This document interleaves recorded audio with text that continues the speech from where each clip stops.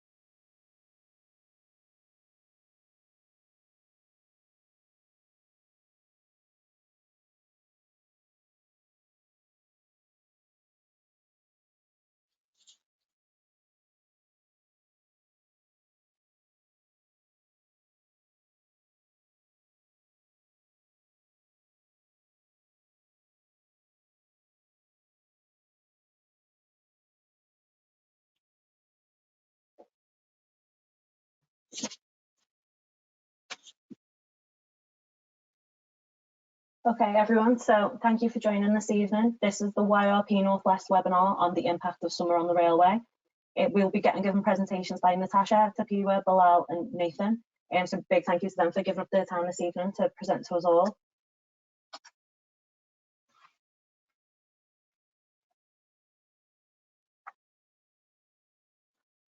Firstly, we'll be taking introductions from myself in relation to YRP, then we'll be looking at community relations, OLE. You'll then have your chance to ask questions and we will be looking to close promptly at 6 o'clock.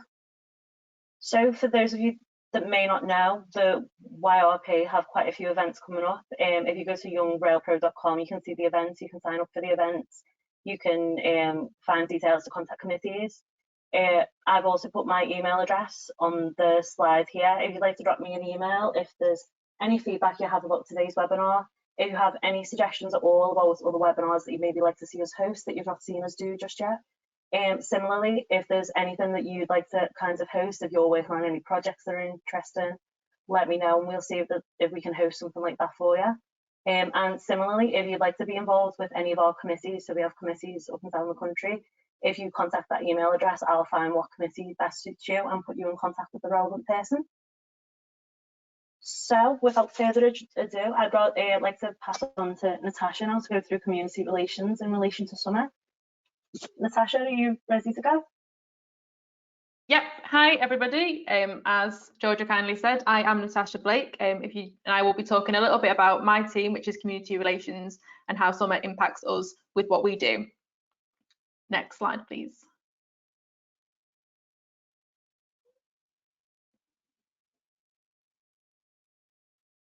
Okey-doke. So to give you a bit of an introduction, as I said, my name is Natasha Blake and my job title is the Community Relations Manager for the Northwest.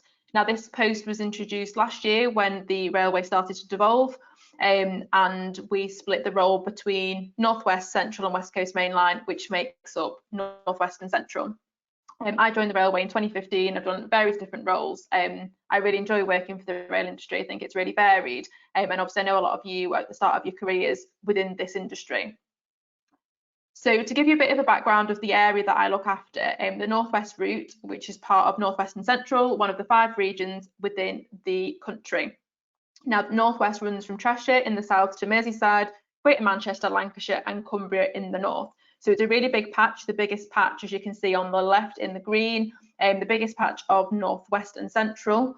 We've got big stations like Crewe, Liverpool Lime Street, Manchester Piccadilly and Bolton, and the home of the 2 northern powerhouse cities of Liverpool and Manchester, as well as tourist destinations of Blackpool and the Lake District. So it's really varied. I like to think that the Northwest has it all. I'm not biased because I'm from here. It's just a really, really diverse place. Next slide, please, Georgia.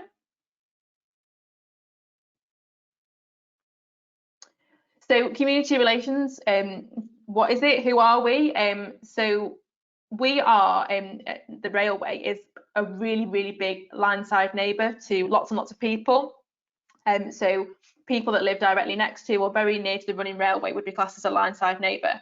And each year we receive around 6,000 contacts from those people getting in touch with us to ask questions, to complain, to find out more information. And they do that via the national helpline, which is based in Hull. So we have advisors that take phone calls, we have advisors that take live chats, emails, letters, you name it, and they process it and then they pass it out to the 5 regional teams that I spoke about a little bit earlier. So the people that contact us to raise requests, they contact us about all sorts of things. So I know a lot of people say that they're like no 2 days are the same in their job, but my job really is no 2 days the same. We get work requests, which might be, you know, we've got trees growing at the back of my house that are on your land, I want them cutting down. We might get an information request where somebody's saying, you know, I'd like to know more work about what you're doing in the area. I received a letter to say that you'll be doing some work and I want to know a little bit more about it. We often get a lot of complaints, which is unfortunate and part of the role. People aren't happy with maybe the way our staff have behaved in a station. They might want to complain that we've cut a tree down that they didn't want us to, all sorts of different things. And we also get a lot of compliments too, which is nice to see. So the bottom left, I put a graph in to show sort of like the pattern of the seasonal contact that we receive. Summer, we're busy all year round, but summer is definitely the busiest time for us. And obviously I was going to talk a little bit more about the challenges, but that should hopefully give a little bit of a background as to the team. I look after 3 DUs, which is delivery units, which is Manchester, Liverpool and Lancashire, Cumbria. And I manage 3 people, which each one looks after one of the areas, which is really good too. Next slide, please.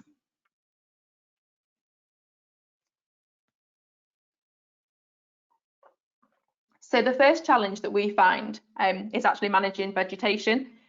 So we get a lot of contact to cut back trees, shrubs, lots of other vegetation, and it's the biggest reason for contact year on year. And I've done some analysing out the data that we've received in our system over the past sort of like 10 to 15 years, and it's always been the biggest reason for contact. So it's one of the things that we will regularly see every single day. Somebody's requesting trees to be cut down, plants to be sort of maintained because they're ruining people's gardens. So people contact us, they want to know what we're going to do about it, and we have to send it to what's known as a Maintenance Protection Coordinator, or MPC for short, and they will assess the sort of the photos that people send in, or they'll go to the site and they'll decide what they're going to do, what's the safest course of action, and whether actually any work is required. Now, we do have a policy that we won't usually, sometimes we make exceptions, but we won't usually cut back for things like making daylight better to people's properties, just clearing like small leaves, twigs and branches. You know, we'd expect people to do it themselves. We don't cut back things for improving satellite or TV reception. And we also don't remove anything that's over their boundary. So people are allowed to cut to their boundary and dispose of anything onto our land. So that gives us like a really clear description of what we can and what we can't do.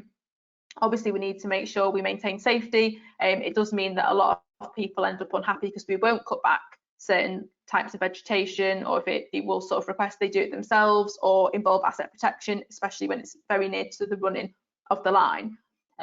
That being said, the Bali review, there's an extract of it at the bottom right, was completed in 2018.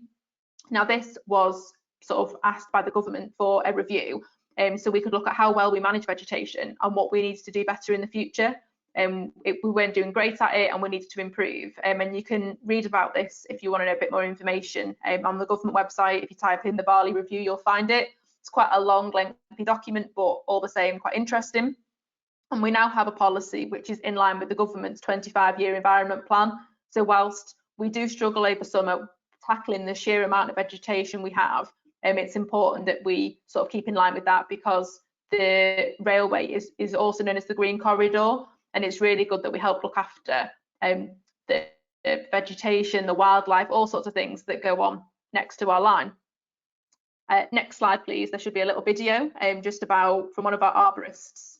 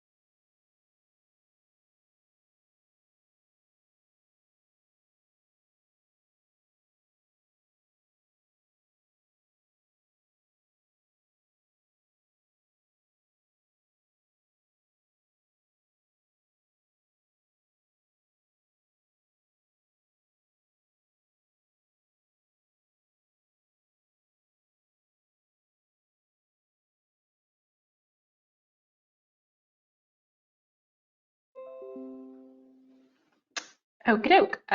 The sound was quite crackly on that, so if anyone couldn't hear that video properly, then we can go to the next slide, Georgia, it's fine. Just if anyone wants to see that video because I couldn't hear it very well, then just let me know, I can send it over. So the next challenge that I want to talk about is Japanese knotweed.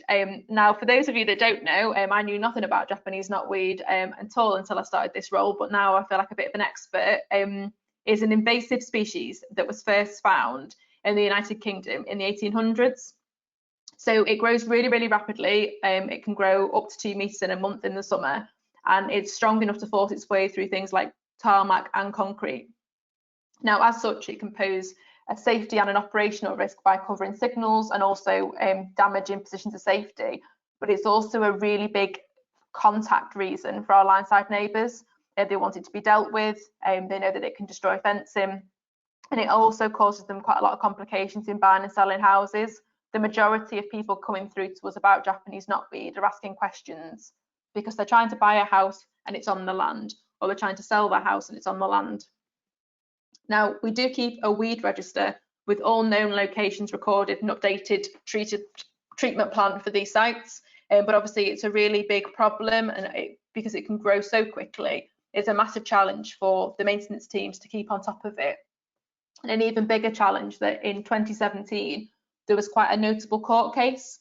Now, I've shown a picture on the right-hand side, and again, something that you could sort of Google if you wanted to. The residents won the court case where it sort of proved that the Japanese knotweed had caused damage to their property, and we were sued for quite a lot of money.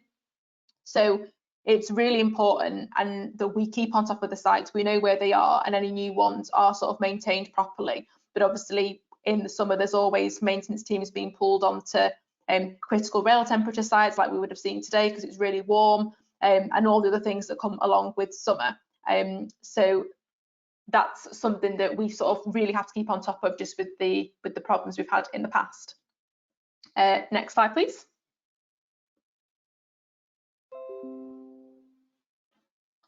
So another thing that we get a lot of contact about is noisy work. Now, a lot of the work that we carry out on the railway is extremely noisy. You know, we're piling, where any engineering trains are really noisy, ballast cleaning trains, all sorts of things. And to give us better and safer access, you'll know that we do this work when there are less or no trains on the network, which usually means that the majority is completed at night time.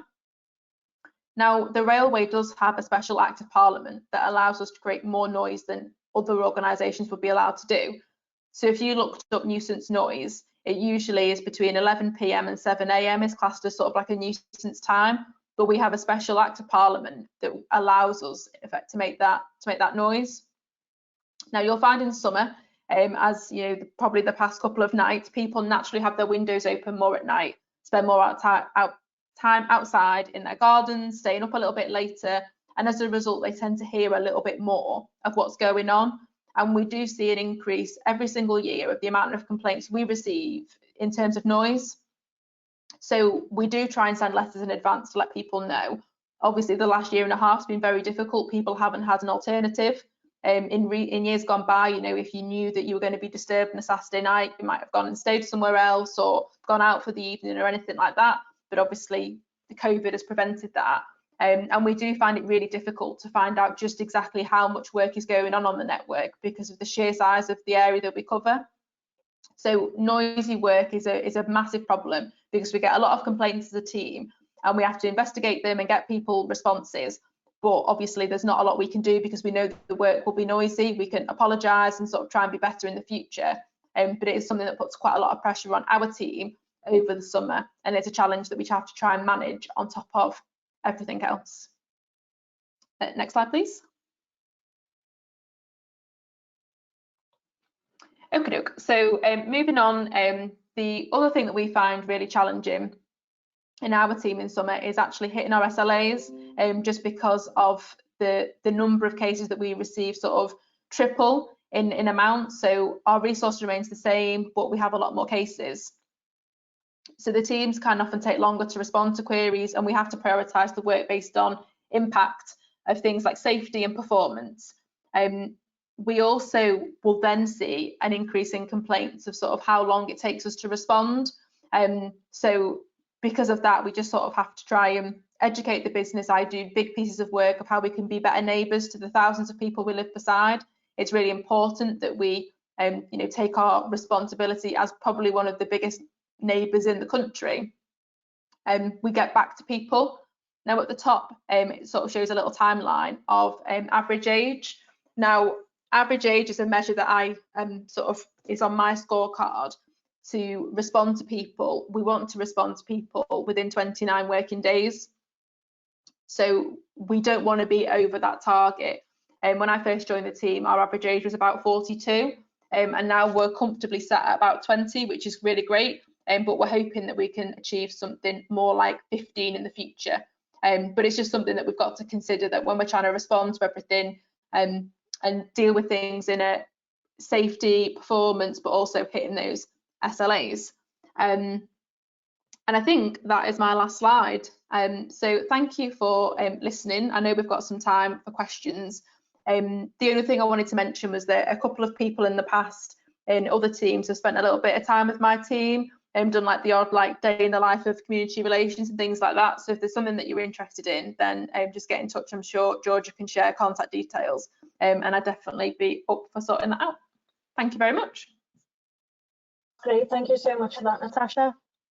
If anyone's got any questions, feel free to put them in the question box and we will visit them at the end. So that be for Natasha or for the OLE presentation that's about to follow. But as Natasha said, if you would like her contact details, get in touch and I can arrange that for you. I may take you up on that offer actually, Natasha, because that was really interesting. So thank you for that. Okay, so now it's time to hand over to OLE. So Bilal, Nathan, Tapiwa, if you'd like to take over.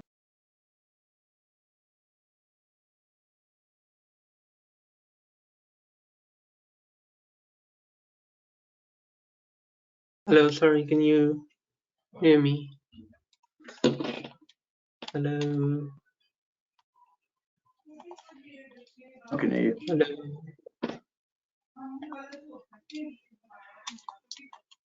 Sorry, can you guys hear us? So Yes. okay, Nathan, have you got the control for the presentation? No, we just say next slide. Oh, okay. So yeah,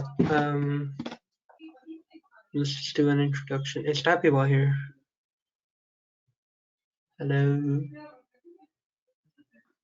No, okay, Nathan, we'll just continue. So yeah, myself, Bilal Latif, I work in the Northwest and Central regional engineering team as an E&P engineer for DC Systems. Nathan, my colleague, go on, Nathan. So good afternoon, everyone. My name's Nathan Sabin. I'm the Contact Systems Reliability Engineer for the Northwest and Central region. So I look at anything that's overhead line and eventually will be conductor rail.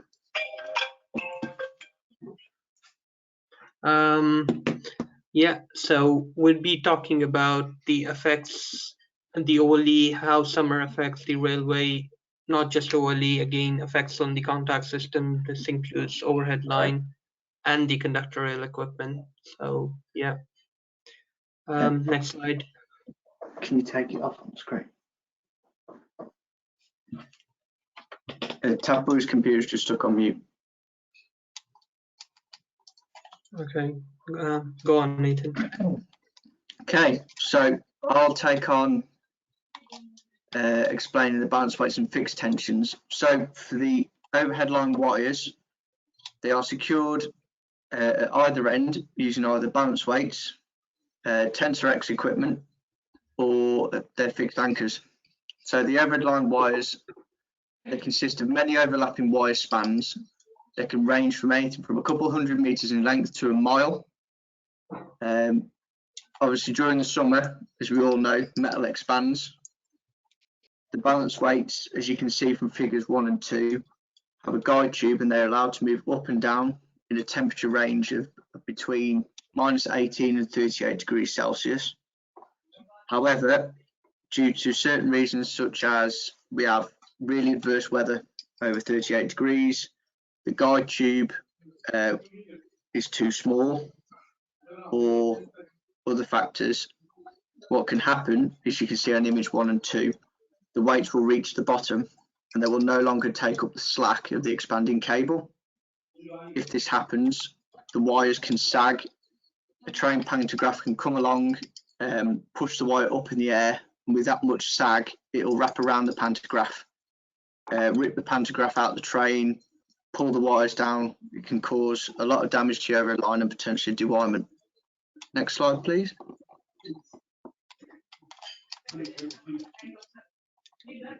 So as you can see here, as an example, for image 4, you can see how the wires are sagging in the middle. It's like a U shape. The simplest way to put it. That happens when the balance weights have hit the bottom. They can no longer take up the excess slack. So we start to lose tension in the overhead wires, which can cause massive damage as the train comes through. The pantograph snags.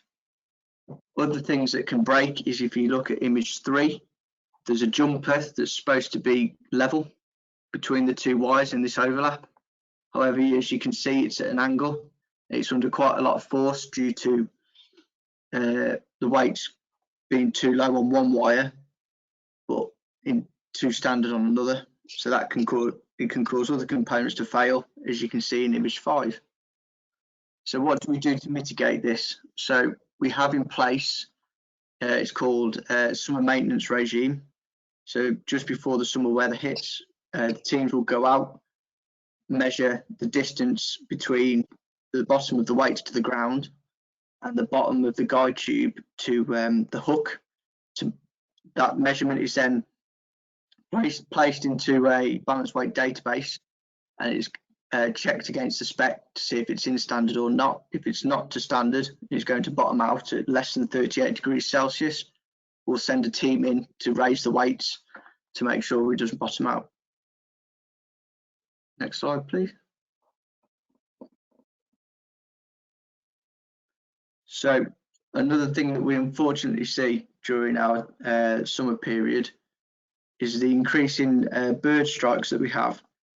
Obviously, February to August is bird nesting season in the UK, as well as the vegetation obviously growing side of the road. You can see on image 6 and 7, there's a large cluster of birds around the infrastructure and also sitting on the infrastructure. And then image 8, you can see a bird's nest that's been nicely placed within an overhead line structure. So the problem we have with bird strikes is that it can cause massive damage to the overhead line. As you can see from image 9 and 10, the bird strike was that significant that it actually parted the contact wire cable. It came into contact with the rail, and image 10 is a bit clearer. You can see that it's actually burned and welded to the rail. So not only has this caused damage to the overhead line equipment, it's also damaged the rail, which needs to be replaced, and it's also putting people at risk and causing delays. The only mitigation we have against this is potentially putting in what's called bird mats. So it will cover the areas where the wires go over the top of a structure to stop a bird creating a short circuit across the top. And the sooner we can respond to incidents where it parts, the better, to minimise delays to customers. Next slide, please.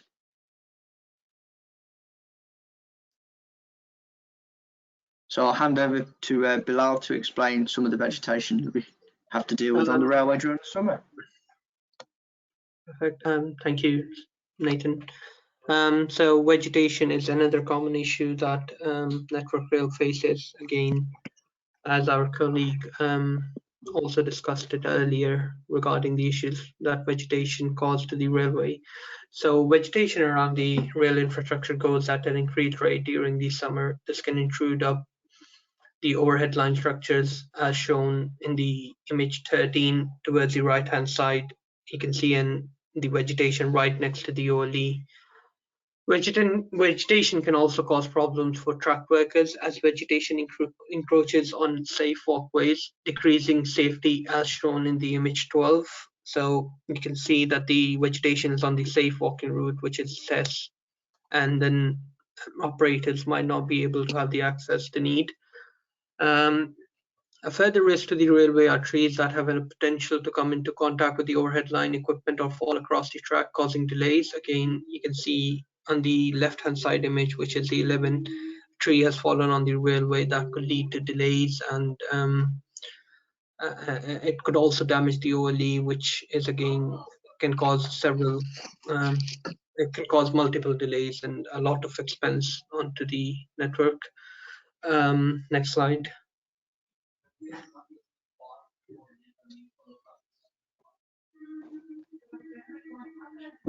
Next, okay. Again, so there's one OLE side of things within ENP, but there's also DC conductor rail, the TED rail system that's much commonly known as. So during summer, DC conductor rail sees expansion that leads to against metal, so it expands and contracts depending on the weather. So it sees an expansion that leads to gauging issues and trains becoming gapped. What I mean by gapping is gapping occurs when a shoe on the train loses contact with the conductor rail due to gaps left between section of the conductor rail or non-compliant gauging. So again, as an example, Harrow and Wheelstone, there have been 42 separate incidents that have led to 3,300 delay minutes. The photo below shows some non-compliant gaps on the DC network. Network rail sees an increase in gapping related incidents during summer. So in the photo below, you can see there's a gap of about 20.5 between two sections of the conductor rail when approaching a station, whereas the gap should only be 3 meters. So that's a major non-compliant gap. And then there's also a 37.7 meter gap on the next image, which is quite high as well. You can also see a 7 meter gap between the section of the conductor rail. So on the right-hand image, to tackle and to respond to these gauging issues, Network Rail actually runs a train-borne CRMS system, the conductor rail management system that uses 3D LiDAR technology. It uses basically laser technology to carry out conductor rail gauging and produces a multiple set of data that actually helps with determining where there is a non-compliant gap. So again, any non-compliant gauging can be detected and rectified using the CRMS system. Next slide, please.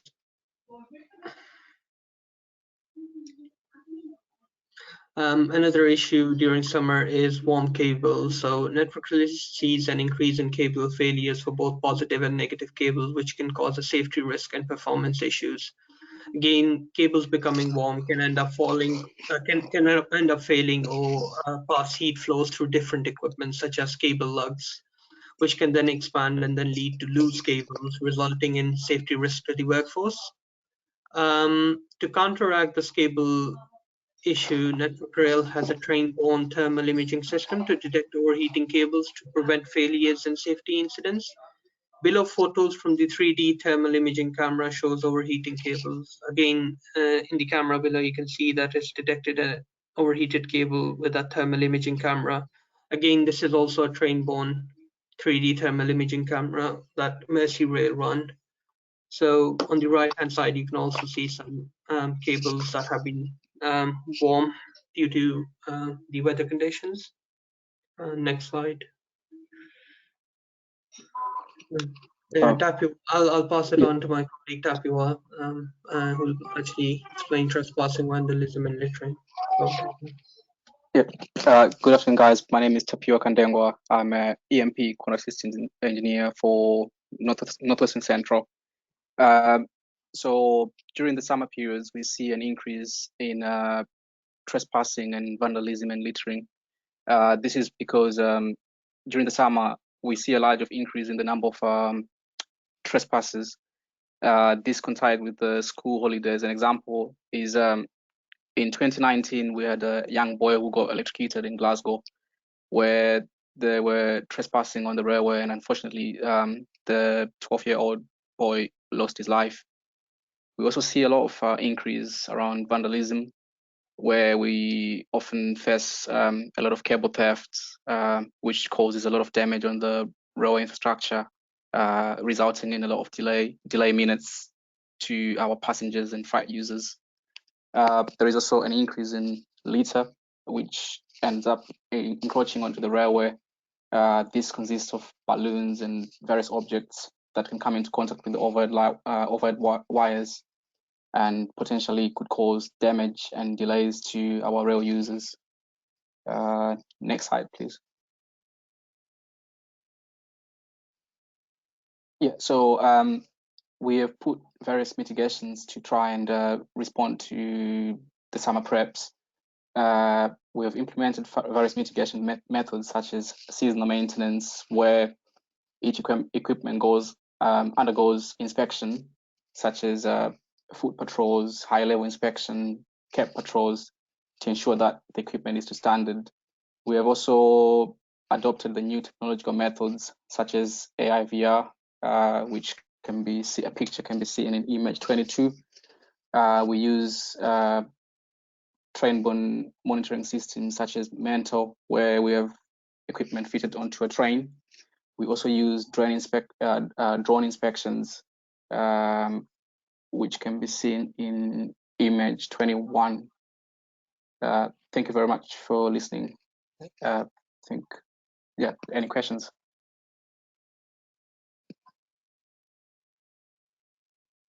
Well, thank you to all of you there. That was really, really interesting. I really enjoyed that. And we've got a few questions coming in. Also, anyone listening, if you'd like to just put your questions in, type them in and we will cover them, going through them now. So one question I have that I think might be for you, Natasha, if you're happy to answer it, is the way we just heard then how there's a bit of an increase in terms of trespassing in like the school holidays. Is it community relations, or is it like safety that kind of do like school awareness, you know, like educating children about like the safety on the railway? And has that kind of been more difficult to implement this time around because of COVID? Yeah, so we have a community safety manager, which doesn't sit within our team. They do sit within safety, but we do sort of try and work a little bit with them. So sometimes people might come through us to request like a presentation at a school and things like that. So I know that we've been doing quite a lot of things remotely, and I know things like Learn Live go on, which have been really successful too. But the community safety manager for the Northwest, I think, is Chris McLaughlin. If you wanted to know a bit more about that, he'd be the best person to ask. That's great, thank you for that. We have a question in from Maisie in relation to OLE. I'm not sure which of the three of you might be best to answer it, but whichever one is, feel free to jump in. The question: is there any way to install automation into the balance weights to alert how close it is to the floor and alert maintenance before it reaches the floor? I think this is in terms of the overhead equipment, so kind of like a preventative measure. That's a good question. I think with technology evolving, we'll be looking at definitely introducing automation. But as you can imagine, some of our infrastructure is quite old. We do have new equipment being installed, but to try and put automation across the whole region, it might be quite difficult, because on across one patch, you could have a lot of balance weights, a lot of equipment for us to introduce that. But it's definitely a good question and a good suggestion. We'll take that on board. I don't know if anyone has got anything to add. Nathan, Bilal? I think off the top of my head, they did look at putting kind of like laser gauges and attaching a plate onto some of the weights, so obviously it could monitor in real time. But I think the logistics and the cost behind it were too expensive to warrant the install. Yeah, no, that's really interesting. Thank you for that. Yeah, because I mean, is that kind of a challenge that you face in terms of you know, like making things cost effective? Because obviously a lot of the network is so old, and trying to kind of use like new technologies and stuff is a kind of cost a bit of a hindrance when it comes to kind of working out if it's worthwhile. Yeah, I would say, I think the old system we're still using, where we put in place seasonal preps and everything, it is working.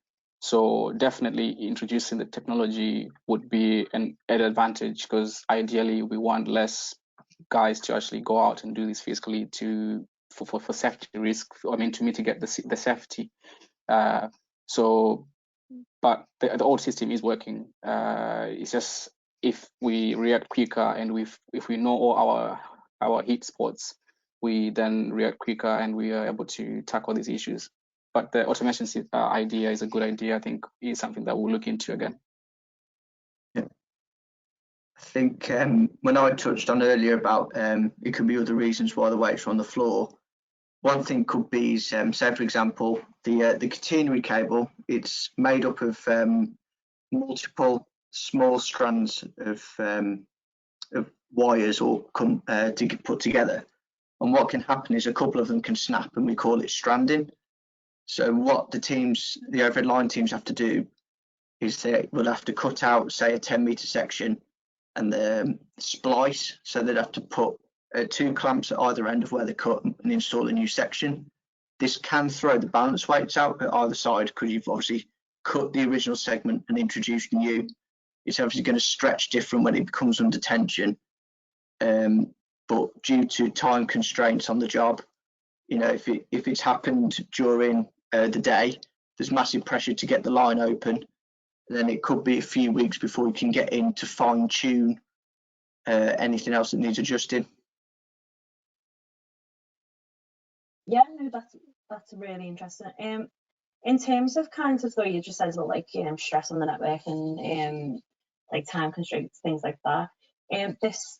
This time around, like summer, where there's still fewer passenger numbers and we've kind of had a reduced service and things like that. Do you think that might be a help in terms of kind of maintaining the network and like dealing with these issues when they arise?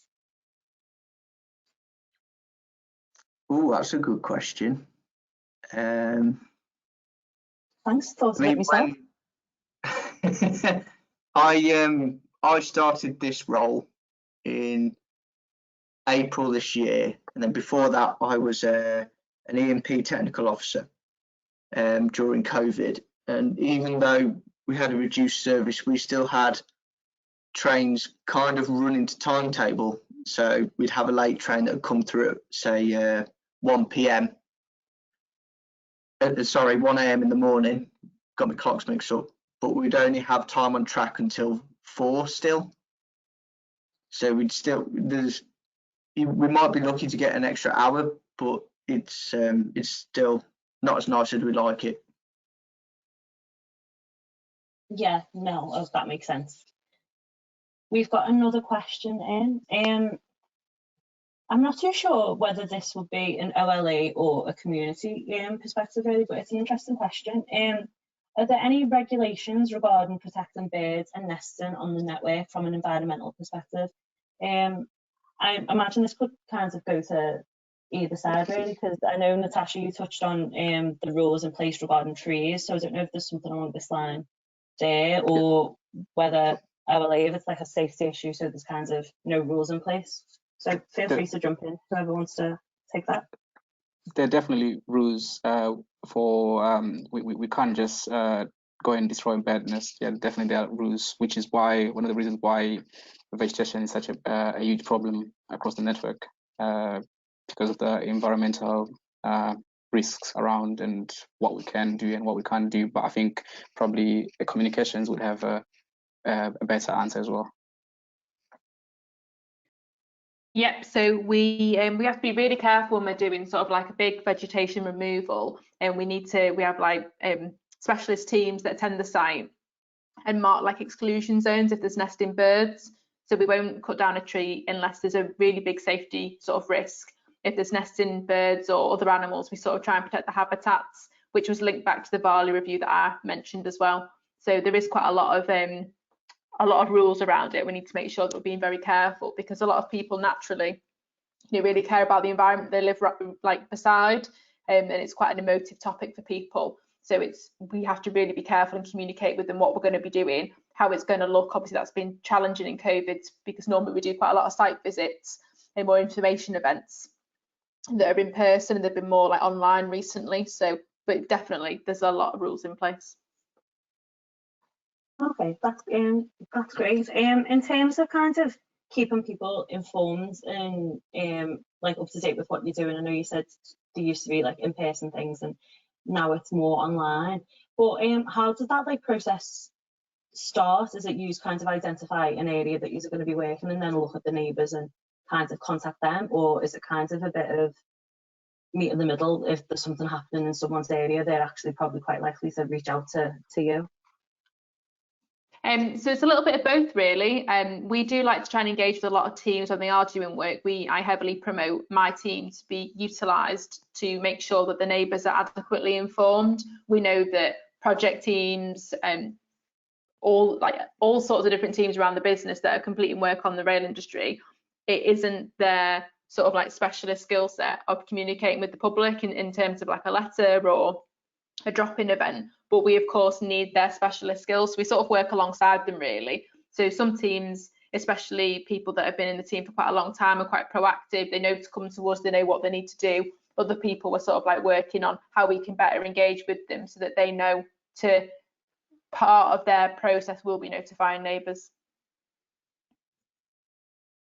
Okay, makes sense. In terms of kind of the community, is it mainly neighbours you work with, or is it a lot of kinds of working with like combined authorities and local councils and government too? Again, a bit of a mixture. So we have a lot of people that get in touch that are our line-side neighbours, but then there's also lots of businesses that we obviously run alongside.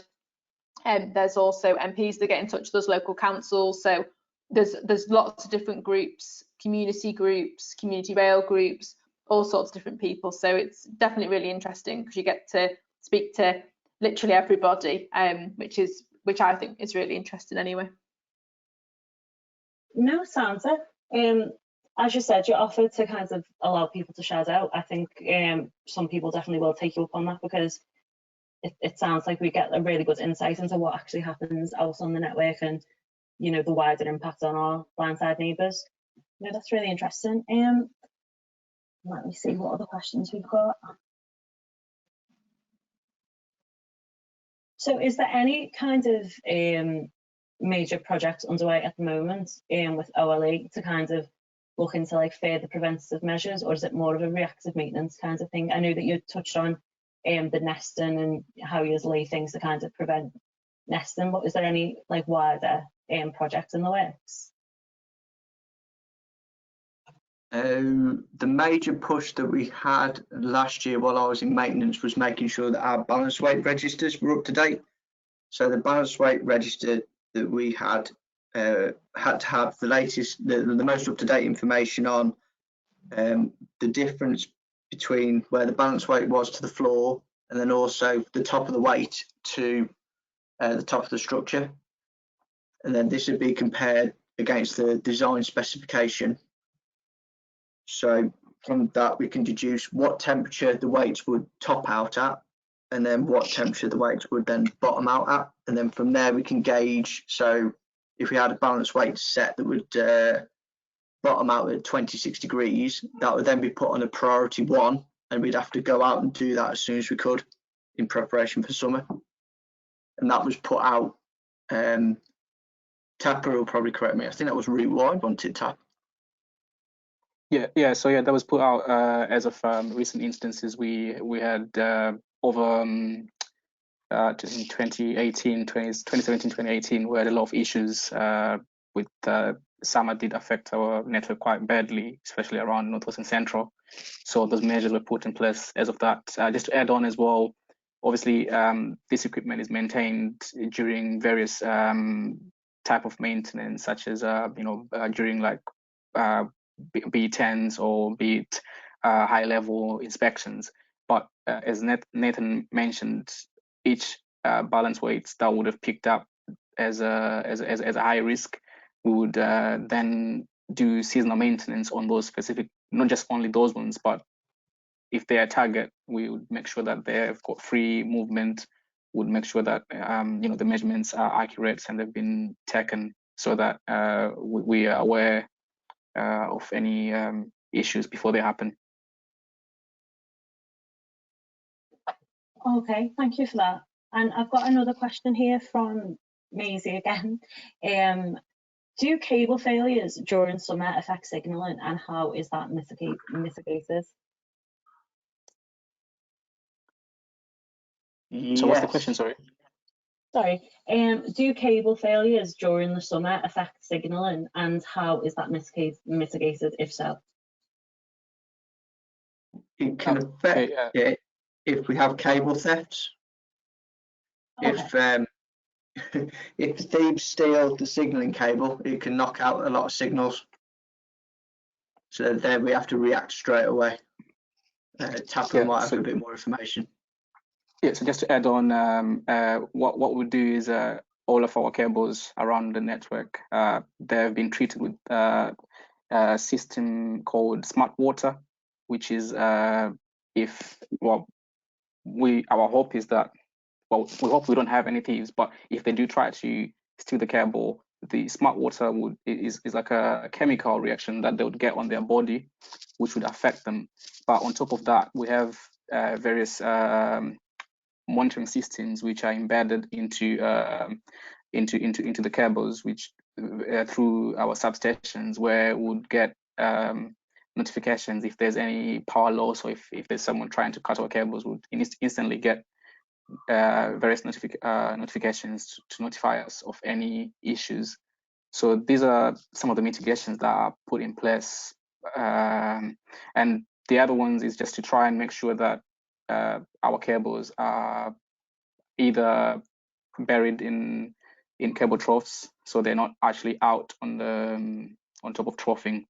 And I think they're looking into introduce, well, it's already been introduced, a new type of cable which probably isn't as much value as the current copper cable which we have.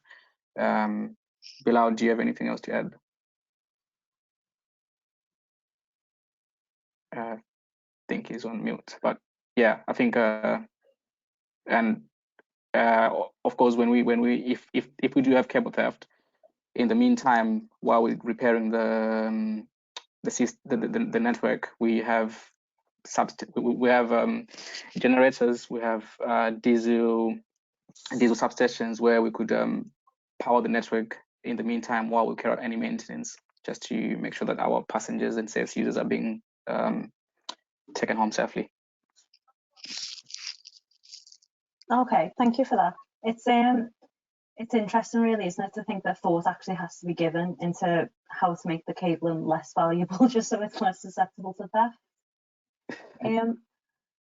So thank you for that. We went through quite a lot of questions there, so I may let us leave early just to kind of give everyone some more time in the glorious sunshine. But before I let you go, I just have one question, really, in terms of you know, the extreme weather we can have in this country, whether it's like extreme cold or extreme heat, and often, you know, there'll be like travel warnings and things on the basis of extreme weather. What season do you actually think is more difficult to operate the railway in, the winter season or the summer season?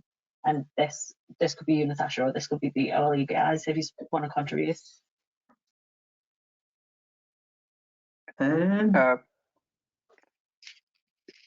I'd definitely say from my perspective, anyway, either weathers do affect us. We definitely won't be happy to be out in rain, but we still go out to maintain the network. But to think which season affects us more, because even in winter, you know, just the same issues we're having in summer, we have similar issues where you know, winter affects us in different ways. But I like to think summer is probably worse than winter. I don't know, what do you guys think? I would say that I suppose each season presents its own set of challenges. As Tapper said, the rain can make it difficult to do certain maintenance, such as heights and staggers and borescope inspections. The rain will cover up the laser lenses. It makes it difficult to get readings.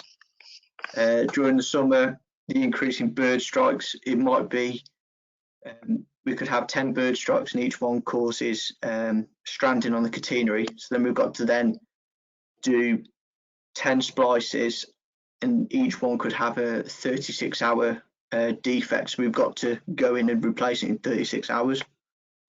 In the cold, during winter, there is something called points heating systems. Yeah. That's obviously not overhead line, but it is kind of it's more of a plant and distribution, which is still E&P, and they heat the points of the track to make sure that they can obviously move during the cold temperatures. They can fail certain components, so the heating strips can fail. The probes that monitor the temperature of the cold section of rail and the heated section can fail. So yeah, each season presents its own set of challenges. I'd say the workload is the same across the year. It just varies as to what you're doing. Yeah, and with ice as well, we have a lot of icicles on bridges, so this will be causing us a lot of trips again, just like we would be getting in summer with beds. So we still face, wire parting and everything. So I say it's a really good question that you've asked. It's a really good question. I think I'm gonna have to go and do more into this, but yeah, it's a really good question. Not a problem. I'll be sure to get in contact with you come December and ask you to do this again from the other perspective. Yeah. No, well, I want to thank you all for giving up your time. That's attendees and panelists. That was really interesting, really informative. I hope everyone took as much out of that as I did. I will send an email out to the attendees following this with my details, as I said, and if you want to get in contact and ask about Shaz and Natasha's team, please do. Similarly, as I said, the YRP website's there. There's plenty of events on, mainly webinar based at the moment, but we will start moving back into in-person events shortly. And if you have any interest in getting involved in kind of hosting events, whether you want to arrange them or you just rather use YRP software to host them and kind of have us do the promotion and things, again, you can use my contact details and we will arrange that for you. So I just want to say a big thank you again, and I will let you all leave and enjoy your evening. So thank you very much for attending. Thank you very much, guys. Thank you for people tuning in. Take care.